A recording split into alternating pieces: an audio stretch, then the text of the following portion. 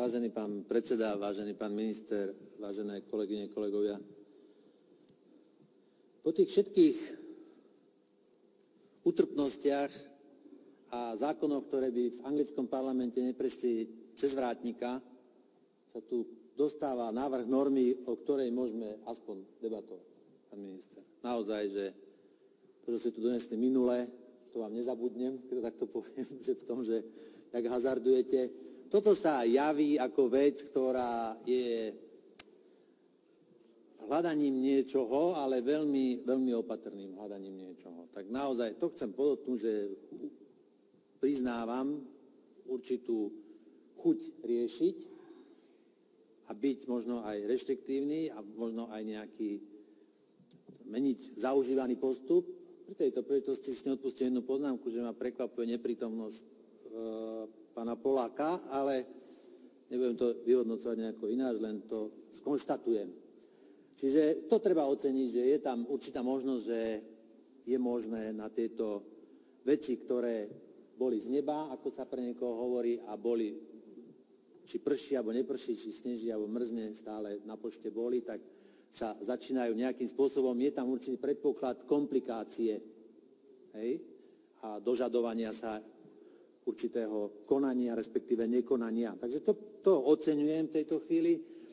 A ja len chcem upozorniť na aj veci, ktoré mám aj zo skúseností, aby sme v tej aplikačnej praxi prípadne niečo nepokazili, lebo keď to chceme zlepšiť. Ja si dovolím tvrdiť, že už teraz sú určité aj samosprávy, kde naozaj to funguje takým spôsobom, ktorému nikto nerozumie, a majú tam svoje pravidlá. A pokiaľ ešte doplníme do právomocí niektorých takých, by som povedal, dedinských a obecných zastupiteľstv, ktoré takto fungujú, aj možnosť rozhodovať o rodinných prídavkoch, tak môže to spôsobiť v tom aplikačnom výstupe v konečnom dôsledku to, že tým deťom sa reálne ublíži, že tie peniaze sa ku nim nedostanú.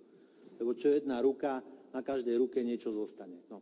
To, povedzme si pravdu, takto funguje a niekde to funguje o mnoho silnejšie, ako by si kto vedel predstaviť. A mám aj konkrétne prípady, pre túto chvíľu ich nebudem menovať, ale upozorňujem na to, že v konečnom dôsledku sa v nejakej tej malej dedine, keď nastane tá situácia 12ačky toho paragrafu, že teda dosť osobitný príjemca a neviem čo, že nakoniec to tam z toho úradu tie peniaze nevylezú ani náhodou a niekde sa tam proste stratia. Čiže tam by som doporučoval, nie že by som nedôveroval, ale ako sa hovorí, dôveruj aj preveruj, a tam by som navrhoval, potom už aj to asi možno vám ukáže aj aplikačná prax, že ako to odkontrolovať, či tie peniaze, ktoré štát dal na deti, sa reálne k tým deťom, ktoré síce boli možno v daný moment aj trošku protivné, ale sa zlepšili, či sa k ním dostal, alebo nezostalo to len u starostu. Toto je naozaj vec, ktorú by sme sa mali ňou zaoberať. A ešte chcem upozorniť tiež zo skúsenosti na jednu skutočnosť.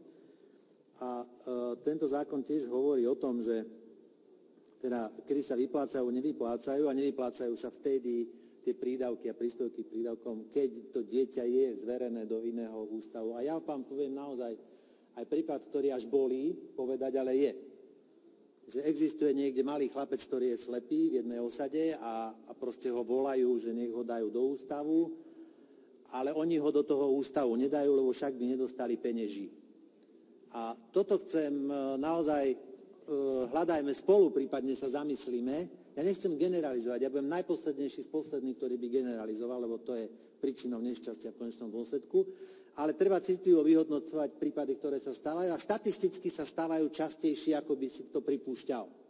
Čiže je určitý predpoklad, že niekde tie deti, ktorým by bolo možno lepšie a mali by odbornejšiu starostlivosť skrz ich nejaké zdravotné postihnutie alebo iné postihnutie, nie sú umiestňované, nakoľko teda nedostanú rodičia ich peniaze. Tým nechcem povedať, že dajme im tak či tak, to by niekto privítal sakramentsky, pardon za výraz, že teda, že pôjdu a ešte aj tí rodičia, to určite není riešením, ale dávam len na zváženie, pán minister, kvôli tým deťom. Kvôli tomu chlapcovi, nepoviem z ktorej osady, slepému, ktorý proste ho nepošlú tam do toho ústavu, kvôli nemu, konkrétnemu, ja som vedel aj meno. Takže aj keby bol jeden jediný, tak už aj kvôli nemu má zmysel sa o tom rozprávať, aby existovali mechanizmy na to, ako ako pomôcť. Na to chcem upozorniť. A skončím v zásade aj tým,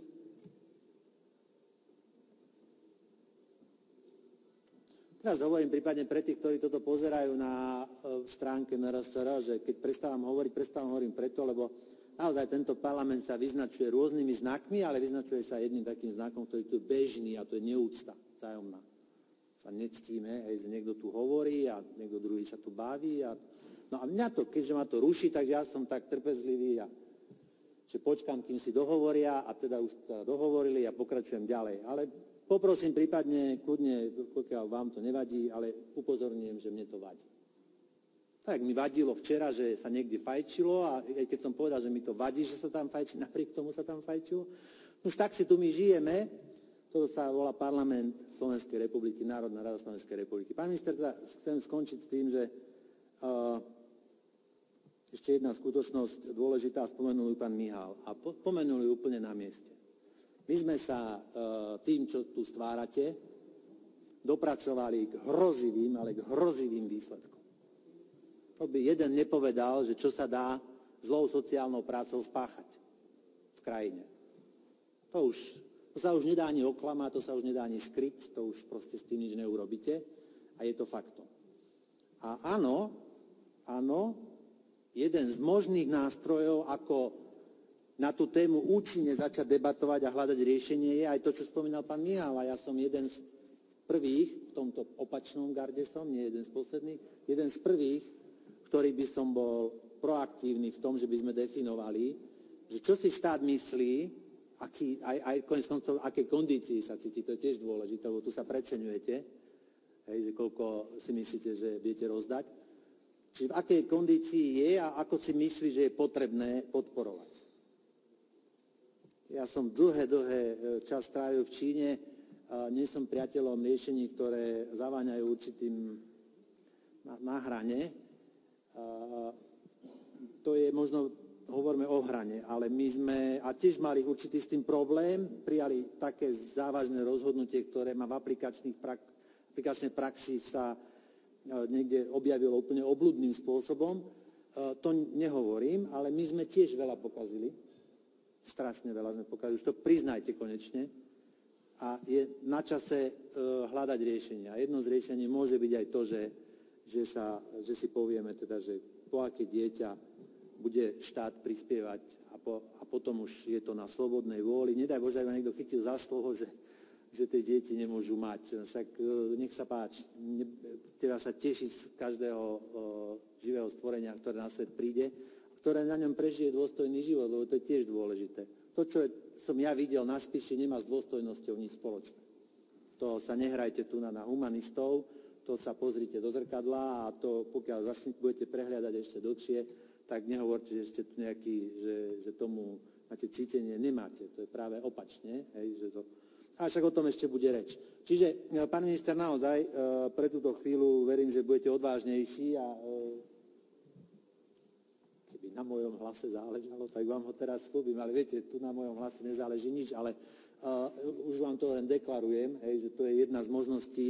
A nehovorím, že na druhý deň bude všetko super. Nebude, ale budeme vedieť, že sa uvoľní ten tlak, ktorý tu spoločnosť cíti. A cíti, že nastúpená cesta je cesta do pekla. No však, ale to vám trvá dlhšie, kým niektorí u vás pochopia, ale preto na to treba upozorniť, a korektne. A znova v zmysle toho, že čo hovorím, aj konám, čiže keď hovorím, že to, čo ste spáchali, už naozaj tento výraz je možno aj na mieste, tak je potrebné, aby sa o tom dozvedeli. A dozvedeli možno tam, kde o tom nevedeli, alebo sa im to len javilo. Sice tu bol nejaký pán Sloboda, ktorý pozeral nejaký múr, to je jedna vec, ale ono niekedy, rozmýšľam, a jedna z možností bude, že tie úspechy v úvodzovkách, čo sa vám podarilo v tých osadách, treba zaprezentovať tam, odkiaľ vy čerpáte zdroje, ktoré častokrát míňate špeciálnym spôsobom. Teda neberte to osobne, ja teraz generalizujem, ale aj kolegovia pred vami máte k tomu taký vzťah, ako teda, že... No, a keď teda niekto posiela tie peniaze, tak treba mu doniesť výsledky práce. No a to nevylučujem, že v budúcnosti spravíme. Čiže ak sú nejaké prostriedky na sociálnu, neviem čo, tak treba to odprezentovať proste tam, odkiaľ tie peniaze idú. Ja som v Bruseli bol, nesprávali sa tam ku mne korektne, dokonca by som povedal veľmi tvrdo, ale ja už svoje viem, takže budem pripravený a nevylučujem, že sprostredkujem nejaký výlet ľuďom a deťom z rómskych osad do Bruselu, nech sa prídu pozrieť, aby sme odprezentovali priamo pred tou budovou, odkiaľ vám posielajú peniaze, že čo sa deje v tejto krajine a že čo prípadne, lebo my už to nebudeme zvládať, a že čo prípadne bude predstavovať bezpečnostné riziko pre Európsku úniu a verím, že tam sa už zobudia. Takže ak končím, pán minister, ešte jednu vec si teda nedovolím. Dneska je 15. Pekný deň, ešte jedno oznámenie, verím teda, že príde do 15. lebo ja sa nemením nikomu ospravedlniť. Ale dneska mi prišlo aj na 50 000 eur ma váš štátny tajomník zažaloval, by ste neverili. No, viete, takže to je presne to, s čím idete pracovať, že som sa ho dotkol, že robil v úžernickej firme. Vážení kolegovia, pokiaľ takto si predstavujete svoju politickú prácu, nech sa páči, ja sa zariadím. Ďakujem.